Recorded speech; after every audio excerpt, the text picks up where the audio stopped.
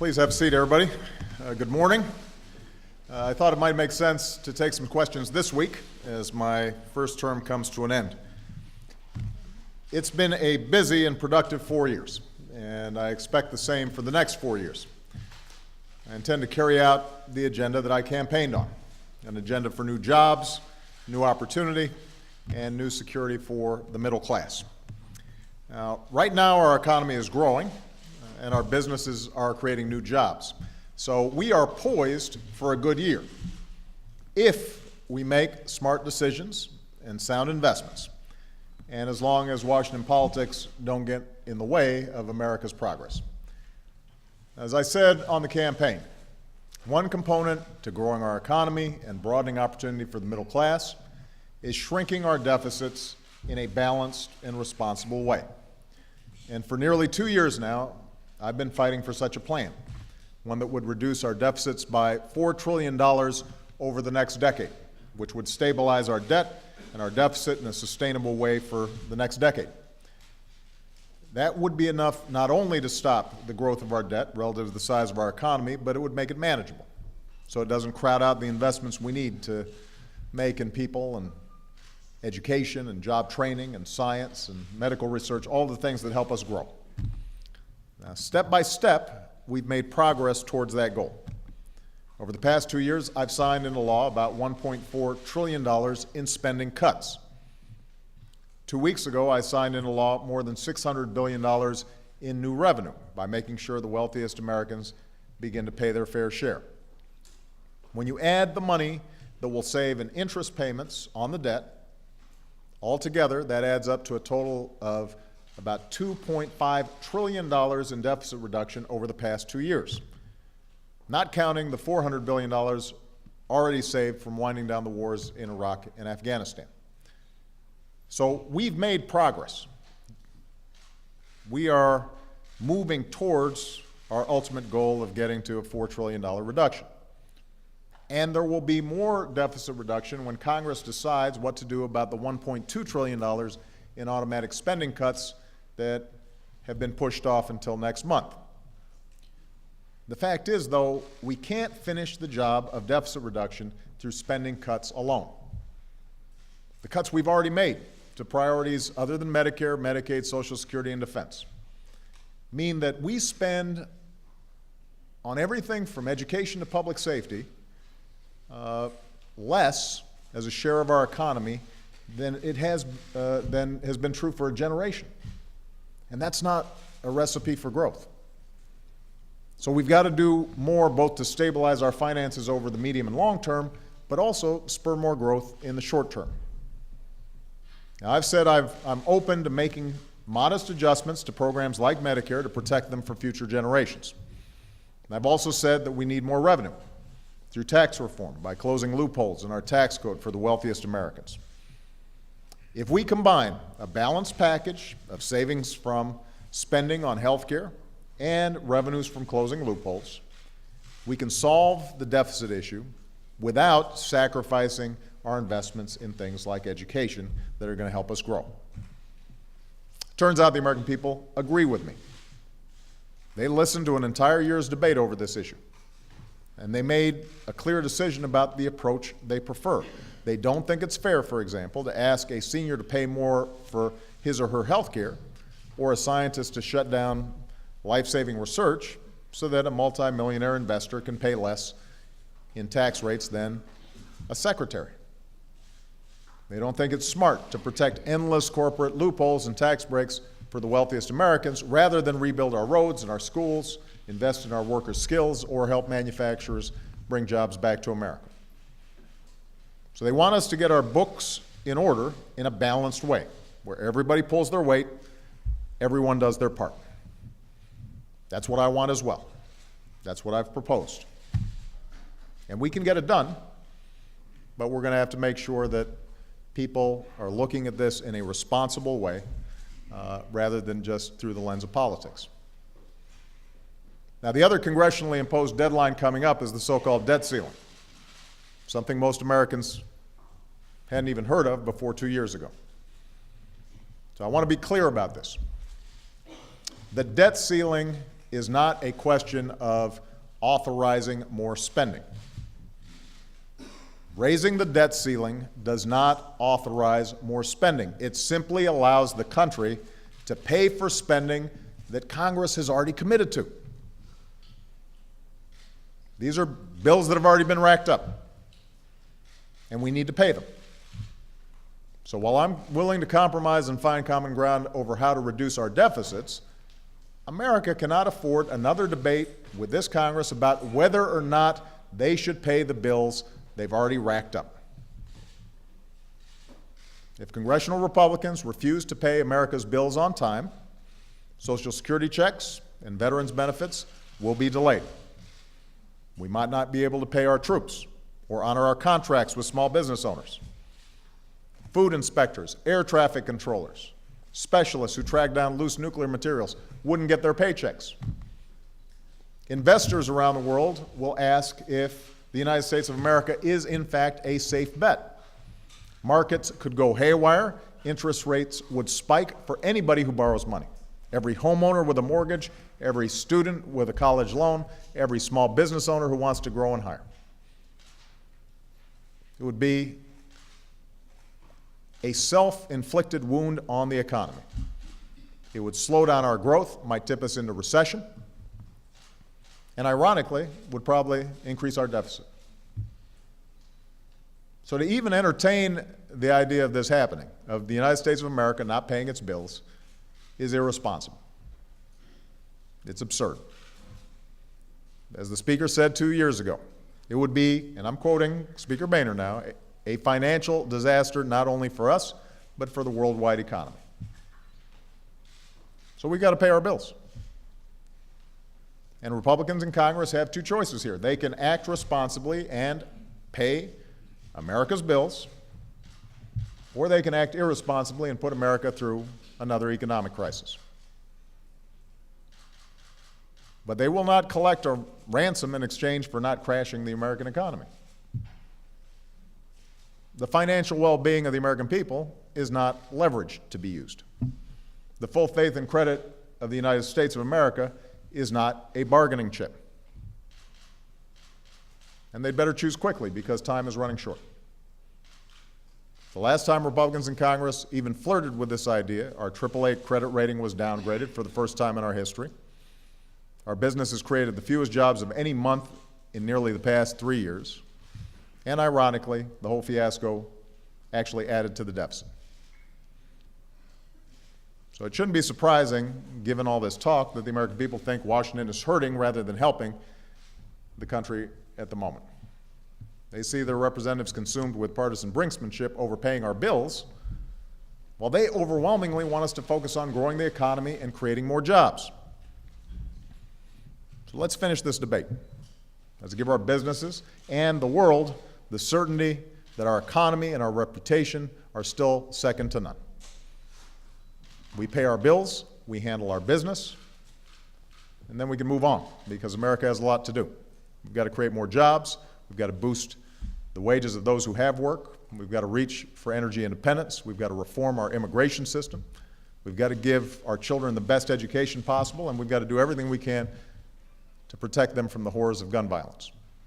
And let me say I'm grateful to Vice President Biden for his work on this issue of gun violence and for his proposals, which I'm going to be reviewing today and I will address in the next few days, and I intend to vigorously pursue.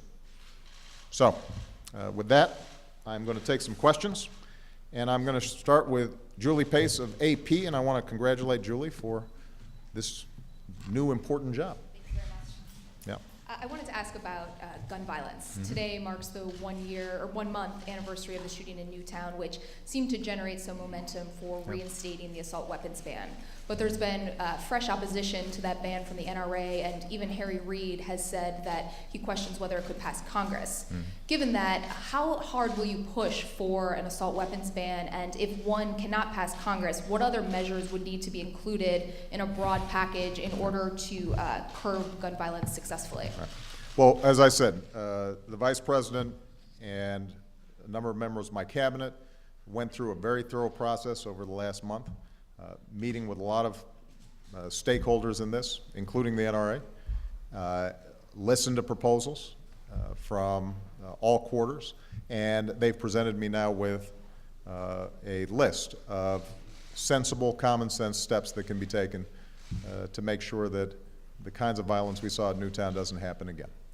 I'm going to be meeting with the Vice President today. I expect to have a fuller presentation later in the week to give people some specifics about what I think we need to do. My starting point is not to worry about the politics. My starting point is to focus on what makes sense, what works. What should we be doing to make sure that our children are safe, that we're reducing the incidence of gun violence. And I think we can do that in a sensible way that comports with the Second Amendment. And then members of Congress, I think, are going to have a debate and examine their own conscience. Because if in fact, and I believe this is true, everybody across party lines was as deeply moved and saddened as I was by what happened in Newtown, then we're going to have to vote based on what we think is best. We're going to have to come up with answers that set politics aside, and that's what I expect Congress to do. But what you can count on is that the things that I've said in the past, the belief that we have to have stronger background checks, that we can do a much better job in terms of keeping these magazine clips with high capacity out of the hands of folks who shouldn't have them, an assault weapons ban that is meaningful, that those are things I continue to believe make sense. Okay, will all of them get through this Congress? I don't know. But what's uppermost in my mind is making sure that I'm honest with the American people and with members of Congress about what I think will work, what I think is something that will make a difference. And to repeat what I've said earlier, if there is a step we can take that will save even one child from what happened in Newtown, we should take that step. I'll present the details later in the week. Chuck Todd, NBC. Thank you, sir. As you know, Senate Democrats, Harry Reid sent you a letter begging you, essentially, to consider some sort of executive action on this debt ceiling issue. I know you've said you're not negotiating on it. Your administration has ruled out the various ideas that have been out there, the 14th Amendment, but just this morning, one of the House Democratic leaders, Jim Clyburn, asked you to use the 14th Amendment and even said sometimes that's what it takes. He brought up the Emancipation Proclamation as saying it took executive action when Congress wouldn't act, and he compared the debt ceiling to that. So are you considering a plan B? And if not, why not? Well, Chuck, the issue here is whether or not America pays its bills. We are not a deadbeat nation. And so there's a very simple solution to this. Congress authorizes us to pay our bills. Now, if the House and the Senate want to give me the authority so that they don't have to take these tough votes, if they want to put the responsibility on me to raise the debt ceiling, I'm happy to take it. Mitch McConnell, the Republican leader in the Senate, had a proposal like that last year, and I'm happy to accept it. But if they want to keep this responsibility, then they need to go ahead and get it done. And there are no magic tricks here. There are no loopholes. There are no easy outs. This is a matter of Congress authorizes spending. They order me to spend. They tell me you need to fund our Defense Department at such and such a level. You need to send out Social Security checks. You need to make sure that you are paying to care for our veterans. They lay all this out for me, and because they have the spending power, and so I am required by law to go ahead and pay these bills. Separately, they also have to authorize a raising of the debt ceiling in order to make sure that those bills are paid. And so what Congress can't do is tell me to spend X and then say, but we're not going to give you the authority to go ahead and pay the bills.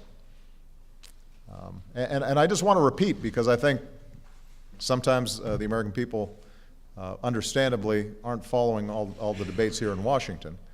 Raising the debt ceiling does not authorize us to spend more. All it does is say that America will pay its bills. And we are not a deadbeat nation. And the consequences of us not paying our bills, as I outlined in my opening statement, would be disastrous. So I understand the impulse to try to get around this in a simple way. But there's one way to get around this. There's one way to deal with it, and that is for Congress to authorize me to pay for those items of spending that they have already authorized. And the notion that Republicans in the House, or maybe some Republicans in the Senate, would suggest that in order for us to get our way on our spending priorities, that we would risk the full faith and credit of the United States, that I think is not what the founders intended. That's not how I think most Americans think our democracy should work. They've got a point of view. Democrats in Congress have a point of view. They need to sit down and work out a compromise. You just outlined an entire rationale for why this can't happen. Yeah. And and you're not negotiating on the debt. Yeah. So if you're not negotiating, and they say you have to negotiate, and you're not considering under the plan B, then we just wait it out, and we do see all these things happen. Well, look, Chuck, there's a pretty straightforward way of doing this, and that is to set the debt ceiling aside.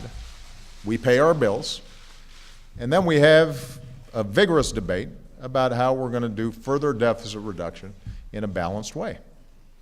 Now, keep in mind that what we've heard from some Republicans in both the House and the Senate is that they will only increase the debt ceiling by the amount of spending cuts that they're able to push through. And in order to replace the automatic spending cuts, the sequester, that's $1.2 trillion. Say it takes another trillion or $1.2 trillion to get us through one more year. They'd have to identify $2.5 trillion in cuts just to get the debt ceiling extended to next year. $2.5 trillion. They can't even, Congress has not been able to identify $1.2 trillion in cuts that they're happy with.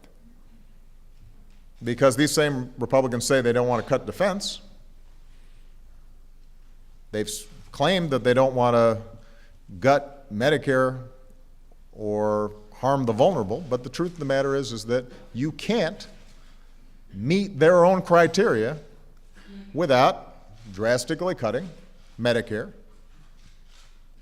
or having an impact on Medicaid, or affecting our defense spending. So the math just doesn't add up. Now, here's what would work. What would work would be for us to say we've already done close to $2 trillion in deficit reduction, and if you add the interest that we won't be paying because of less spending and increased revenue, it adds up to about $2.5 trillion. The consensus is we need about $4 trillion to stabilize our debt and our deficit, which means we need about $1.5 trillion more. The package that I offered to Speaker Boehner before the new year would achieve that. We were actually fairly close in terms of arriving at that number.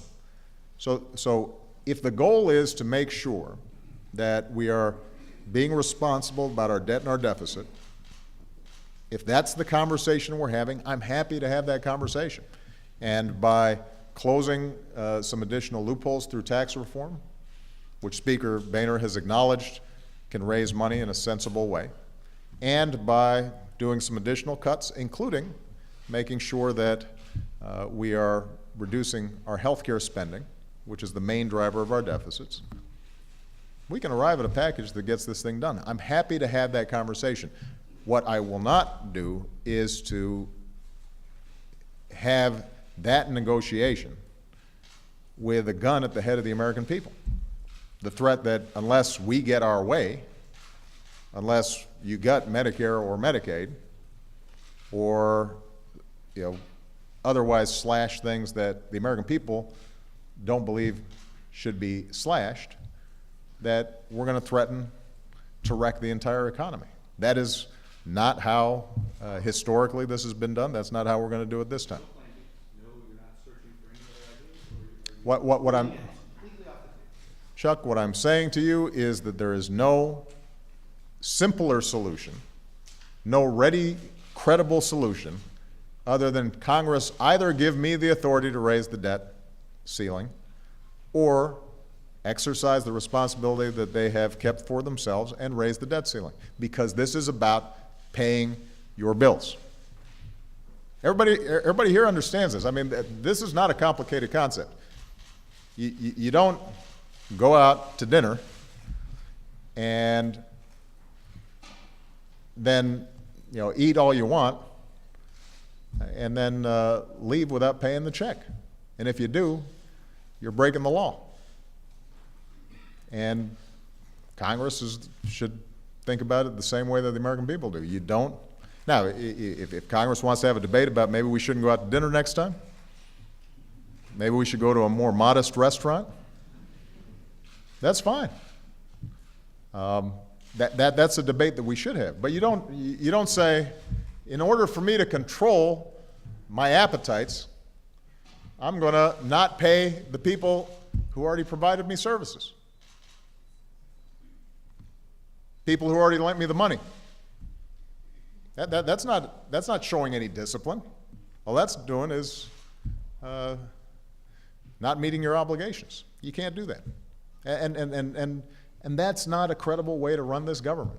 We've got to stop lurching from crisis to crisis to crisis when there's this clear path ahead of us that simply requires some discipline, some responsibility, and some compromise. That's where we need to go. That's how this needs to work. Major Garrett. Thank you, Mr. President. As you well know, sir, finding votes for the debt ceiling can sometimes be complicated. Yeah. You yourself, as a member of the Senate, voted against a debt ceiling increase. And in previous aspects of American history, President Reagan in 1985, President George Herbert Walker Bush in 1990, President Clinton in 1997, all signed deficit reduction deals that were contingent upon or in the context of raising the debt ceiling. You yourself 4 times have done that. 3 times, those were related to deficit reduction or budget maneuvers. What Chuck and I think many people are curious about is this new adamant desire on your part not to negotiate when that seems to conflict with the entire history and the modern era of American presidents in the debt ceiling and your own history in the debt ceiling. And doesn't that suggest that we are going to go into a default situation because no one is talking to each other about how to resolve this? Well, no, Major. I think if you look at the history, getting votes for the debt ceiling is always difficult. And budgets in this town are always difficult. I went through this just last year. But what's different is we never saw a situation, as we saw last year, in which certain groups in Congress took such an absolutist position that we came within a few days of defaulting. And the fact of the matter is that we have never seen the debt ceiling used in this fashion, where the notion was, you know what, we might default unless we get 100% of what we want. That hasn't happened. Now, as I indicated before, I'm happy to have a conversation about how we reduce our deficits further in a sensible way. Although one thing I want to point out is that the American people are also concerned about how we grow our economy, how we put people back to work, how we make sure that we finance our workers getting properly trained and our schools are giving our kids the education we deserve. There's a whole growth agenda which will reduce our deficits that's important as well. But what you've never seen is the notion that has been presented so far, at least, by the Republicans, that deficit reduction will only count spending cuts, that we will raise the deficit or the debt ceiling dollar for dollar on spending cuts.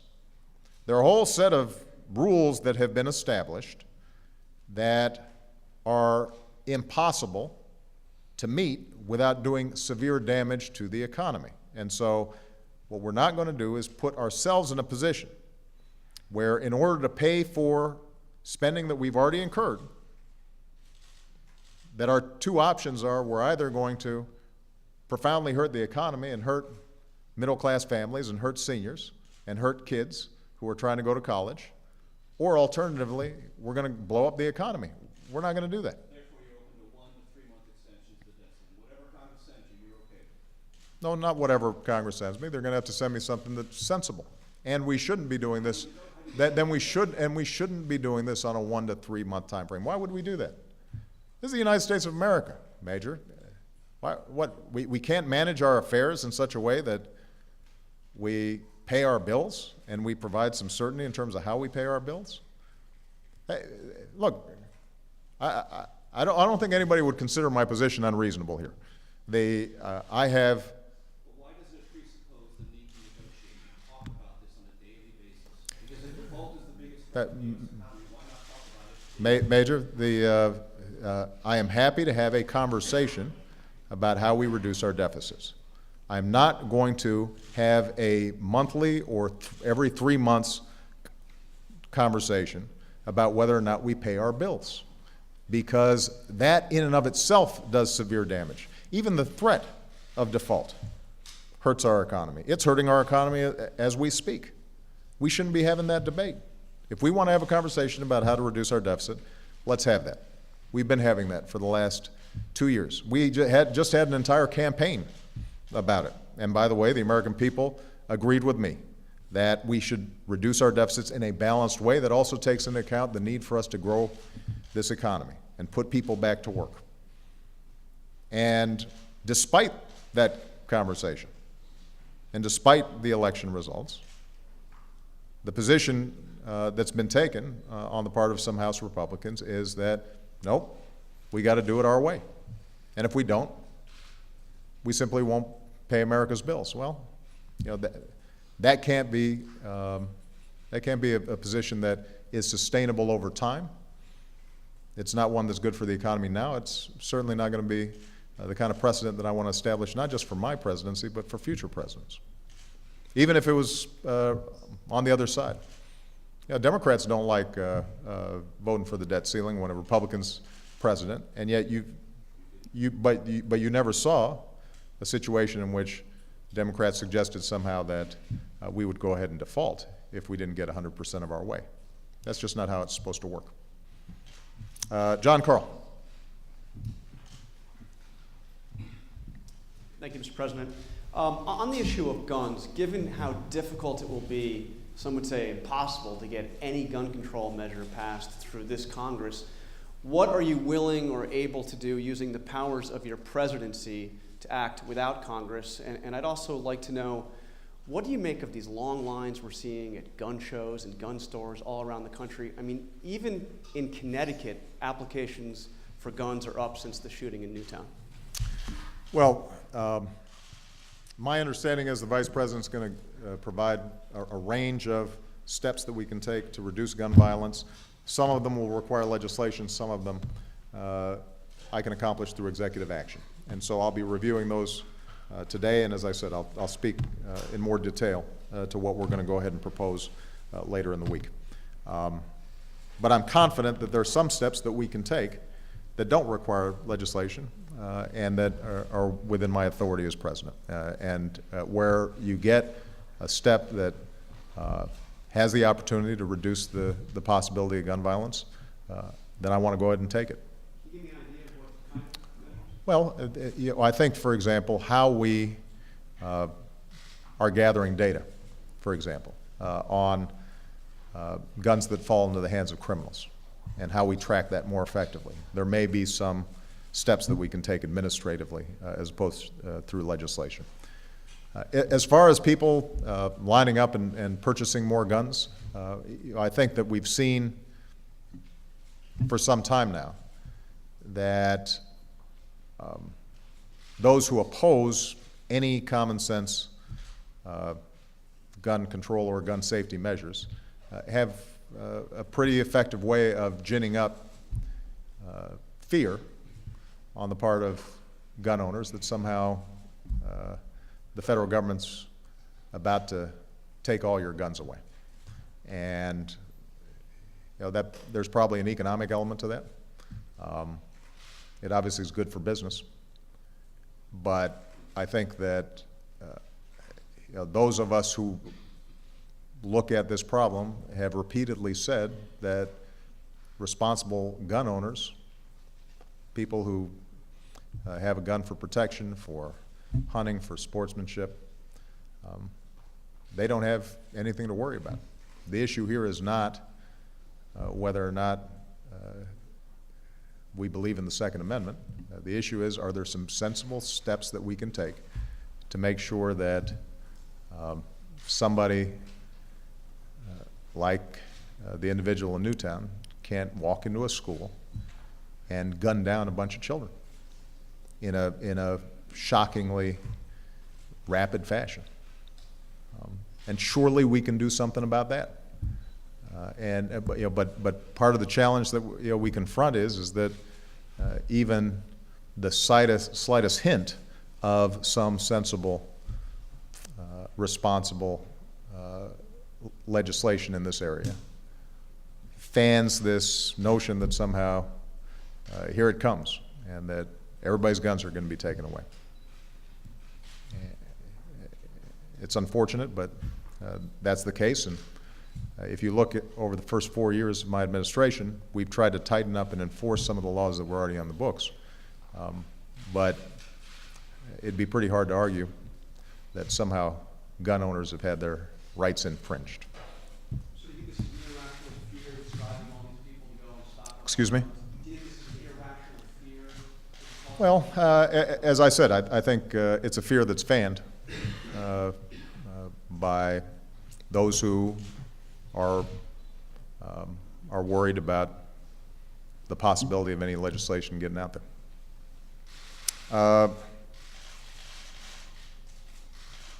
Juliana Goldman. Thank you, Mr. President. I just want to come back to the debt ceiling, because in the summer of 2011, you said that you wouldn't negotiate on the debt ceiling, and you did. Last year, you said that you wouldn't extend any of the Bush tax cuts for the wealthy, and you did.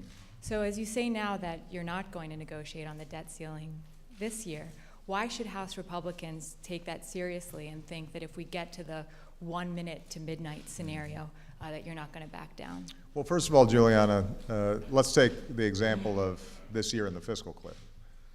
I didn't say that I would not have any conversations at all about extending the Bush tax cuts. What I said was we weren't going to extend Bush tax cuts for the wealthy. And we didn't.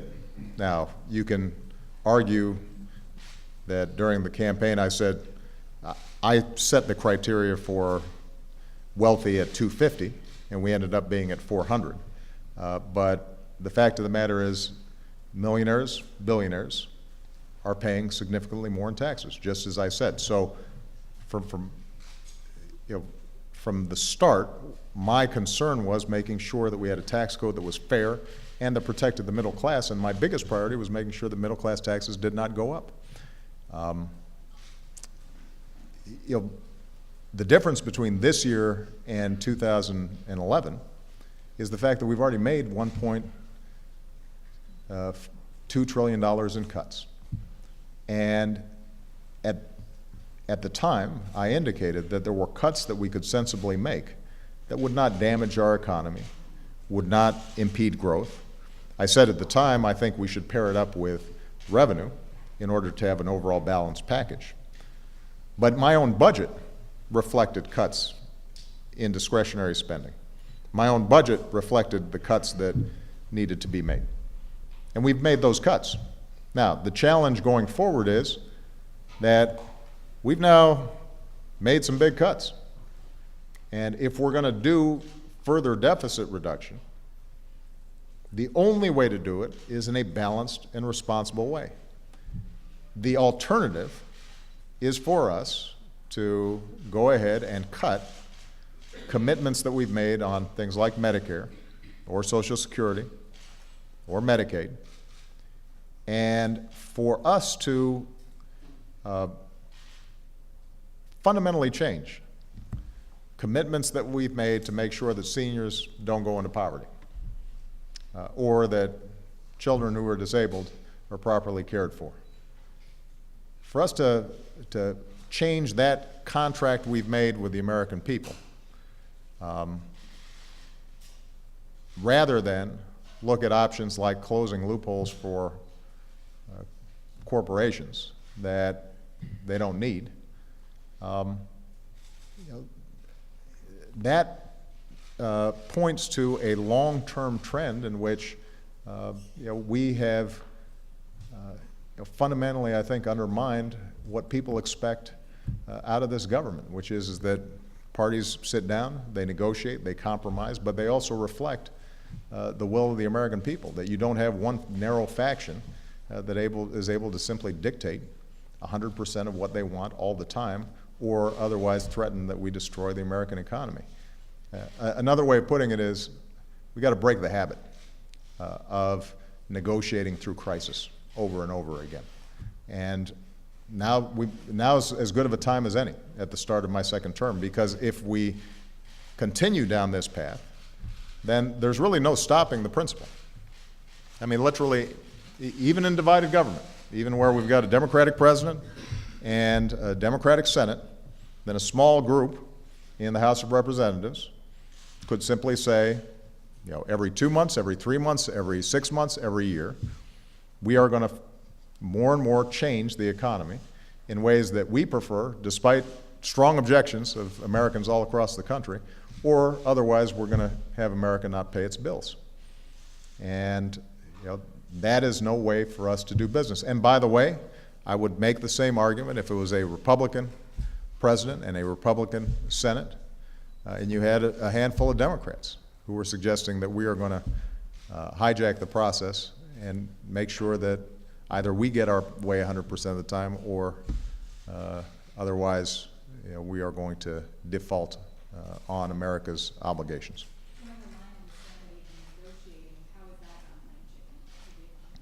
No, look, what I've said is that I'm happy to have a conversation about deficit reduction. No, Juliana, look, this is pretty straightforward. Either Congress pays its bills or it doesn't. Now, and they want to keep this responsibility, if John Boehner and Mitch McConnell think that they can come up with a plan that somehow meets their criteria that they've set for why they will, when they will raise the debt ceiling, they're free to go ahead and try. But the proposals that they've put forward in order to accomplish that, only by cutting spending, means cuts to things like Medicare and education that the American people profoundly reject. Now, if they think that they can get that through Congress, then they're free to try. But I think that a better way of doing this is to go ahead and say, we're going to pay our bills. The question now is, how do we actually get our deficit in a manageable, sustainable way? And that's a conversation I'm happy to have. All right. Matt Spitalnik. Thank you, sir. You've spoken extensively about the debt ceiling debate, but some Republicans have further said that they're willing to allow a government shutdown to take place rather than put off deep spending cuts. Are you prepared to allow the government to grind to a halt if you disagree with the spending cut proposals that they put forth? And who do you think the American people would blame if that came to pass? Well, ultimately, Congress makes the decisions about whether or not we spend money and whether or not we keep this government open. And if the Republicans in Congress have made a decision that they want to shut down the government in order to get their way, then they have the votes, at least in the House of Representatives, probably to do that. I think that would be a mistake. I think it'd be profoundly damaging to our economy. I think it would actually add to our deficit because it will impede growth. I think it's short-sighted. But they're elected representatives, and folks put them into those positions, and they're going to have to make a decision about that. And I suspect that the American people would blame all of Washington for not being able to get its act together. But the larger issue here has to do with what is it that we're trying to accomplish? Are we trying to reduce the deficit? Because if we're trying to reduce the deficit, then we can shape a bipartisan plan to reduce the deficit. I mean, is that really our objective? Our concern is that we're spending more than we take in, and if that's the case, then there's a way of balancing that out so that we take in more money, increasing revenue, and we reduce spending. And there's a recipe for getting that done. And in the conversation that I had with Speaker Boehner before the end of the year, we came pretty close. I mean, a few $100 billion separating us when stretched out over a 10-year period, that's not a lot. But it seems as if what's motivating and propelling at this point some of the House Republicans is more than simply deficit reduction. They have a particular vision about what government should and should not do. So they are suspicious about government's commitments, for example, to make sure that seniors have decent health care as they get older. They have suspicions about Social Security. They have suspicions about whether government should make sure that kids in poverty are getting enough to eat, or whether we should be spending money on medical research. So they've got a particular view of what government should do and should be. And that view was rejected by the American people when it was debated during the presidential campaign. I think every poll that's out there indicates that the American people actually think our commitment to Medicare or to education is really important. And that's something that we should look at as a last resort in terms of reducing the deficit, and it makes a lot more sense for us to close, for example, corporate loopholes before we go to putting a bigger burden on students or seniors. But if the House Republicans disagree with that and they want to shut down the government to see if they can get their way on it, that's their prerogative. That's how the system's set up. It will damage our economy. The government is a big part of this economy.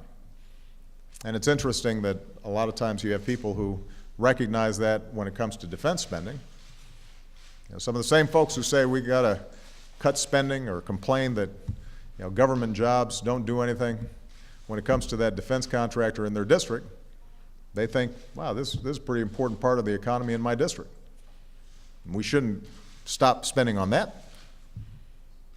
Let's just make sure we're not spending on those other folks.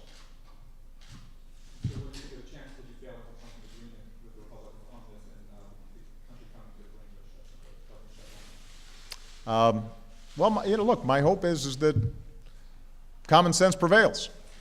That's always my preference, and I think that would be the preference of the American people, and that's what would be good for the economy. So let me just repeat. If the issue is deficit reduction, getting our deficits sustainable over time, getting our debt in a sustainable place, then Democrats and Republicans in Congress will have a partner with me. We can achieve that, and we can achieve it fairly quickly. I mean, we know what the numbers are, we know what needs to be done, we know what a balanced approach would take. We've already done probably more than half of the deficit reduction we need to stabilize the debt and the deficit. There's probably been more pain and drama in getting there than we needed. And so finishing the job shouldn't be that difficult if everybody comes to the conversation with an open mind, and if we recognize that there's some things, like not paying our bills, that should be out of bounds. All right, I'm going to take one last question. Jackie Combs. Yep. I'd like to ask you, now that you've reached the end of your first term, starting your second, about a couple of criticisms, one that's longstanding, another more recent. The longstanding one seems to have become a truism of sorts, that you and your staff are too insular, that you don't socialize enough. And the second, the more recent criticism, is that your team taking shape isn't as diverse as it could be, or even was, in terms of getting additional voices, gender, race, ethnic diversity. So I'd like you to address both of those. Sure. Let me take the second one first. I'm very proud that in the first 4 years, we had as diverse, if not more diverse, a White House and a cabinet than any in history. And I intend to continue that, because it turns out that when you look for the very best people, given the incredible diversity of this country, you're going to end up with a diverse staff and a diverse team, and that very diversity helps to create more effective policymaking and better decision-making for me, because it brings different perspectives to the table. So if you think about my first 4 years, the person who probably had the most influence on my foreign policy was a woman. The people who were in charge of moving forward my most important domestic initiative, healthcare, were women. The person in charge of our Homeland Security was a woman. My 2 appointments to the Supreme Court were women, and 50% of my White House staff were women. So I think people should expect that that record will be built upon during the next 4 years. Now, what I've made 4 appointments so far, and one woman, admittedly a high-profile one, is leaving the administration, has already left the administration, and I have made a replacement. But I would just suggest that everybody kind of wait until they've seen all my appointments, who's in the White House staff and who's in my cabinet, before they rush to judgment. Yeah, but I guess what I'm saying, Jackie, is that I think until you've seen what my overall team looks like, it's premature to assume that somehow we're going backwards. We're not going backwards, we're going forward. With respect to this truism about me not socializing enough and patting folks on the back and all that stuff, most people who know me know I'm a pretty friendly guy. And I like a good party. And the truth is that when I was in the Senate, I had great relationships over there, and up until the point that I became president, this was not an accusation that you heard very frequently. I think that really what's gone on in terms of some of the paralysis here in Washington, or difficulties in negotiations, just have to do with some very stark differences in terms of policy, some very sharp differences in terms of where we stand on issues. And if you think about, let's say, myself and Speaker Boehner, I like Speaker Boehner personally. And when we went out and played golf, we had a great time, but that didn't get a deal done in 2011. When I'm over here at the congressional picnic and folks are coming up and taking pictures with their family, I promise you, Michelle and I are very nice to them, and we have a wonderful time. But it doesn't prevent them from going under the floor of the House and, blasting me for being a big spending socialist. And the reason that, in many cases, Congress votes the way they do, or talks the way they talk, or takes positions in negotiations that they take, doesn't have to do with me. It has to do with the imperatives that they feel in terms of their own politics, right? They're worried about their district. They're worried about what's going on back home. I think there are a lot of Republicans at this point that feel that given how much energy has been devoted in some of the media that's preferred by Republican constituencies to demonize me, that it doesn't look real good socializing with me. Charlie Crist down in Florida, I think, testifies to that, and I think a lot of folks say, well, you know, if we look like we're being too cooperative or too chummy with the president, that might cause us problems. That might be an excuse for us to get a challenge from somebody in a primary. So that tends to be the challenge. I promise you. We invite folks from Congress over here all the time. And when they choose to come, I enjoy their company. Sometimes they don't choose to come, and that has to do with the fact that I think they don't consider the optics useful for them politically. And ultimately, the way we're going to get stuff done, personal relationships are important. And obviously, I can always do a better job. And the nice thing is that now that my girls are getting older, they don't want to spend that much time with me anyway. So I'll be probably calling around looking for somebody to play cards with me or something, because I'm getting kind of lonely in this big house. So maybe a whole bunch of members of the House Republican Caucus want to come over and socialize more. But my suspicion is getting the issues resolved that we just talked about, the big stuff. Whether or not we get sensible laws passed to prevent gun violence, whether or not America's paying its bills, whether or not we get immigration reform done. All that's going to be determined largely by where the respective parties stand on policy, and maybe most importantly, the attitude of the American people.